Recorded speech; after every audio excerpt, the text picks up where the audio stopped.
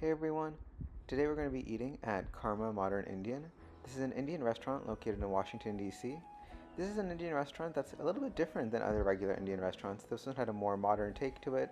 It's located more for like a DC type crowd and less the actual casual Indian type restaurant. So I decided to go here and try it out with a couple of friends and we can jump right in. The inside of the restaurant is definitely feels more of a corporate vibe as accustomed to the more typical Indian restaurant, so that was a little bit unusual. However, we decided to give the food a try. As usual, we went for the a la carte menu instead of the tasting menu just so we could try the dishes that I wanted to try and we can go right into the food. So the first one that we ordered was the fennel paneer tikka. This is tandoor grilled cottage cheese with fennel and pepper spices. Overall, this one was good. The paneer was succulent and it tasted great. Next up, I got the cherry and herb naan. It's practically goat cheese and mint chutney served in like a naan. Overall, I thought this dish one was a little bit heavy.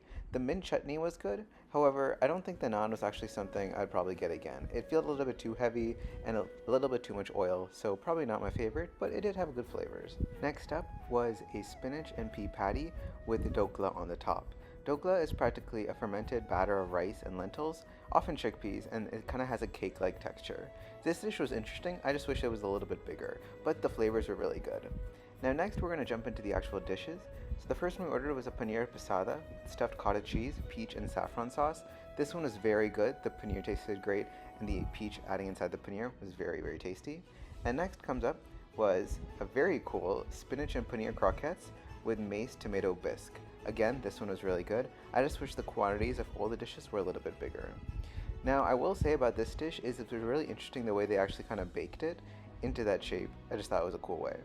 Next comes up was, again, we always have to call it dal makhni. It's practically just simmered black dal. They cooked it for a very long time, like 72 hours, so I did enjoy that one as usual. Next was the naan. I will say the naan was good, however, I felt like it could have been more fluffy, a little bit thicker, and I didn't really love this shape of the naan. They kind of serve it to you on this rectangular plates. I kind of wanted them to make it a little bit more interesting and just leave it in their regular form. And lastly, we got the lasuni garlic gobi. This one is just gobi. I kind of wanted them to have more flavor in the middle of it. They did give you a pranta as part of the gobi, but it just felt like the flavors were a little bit off and could have been more flavorful.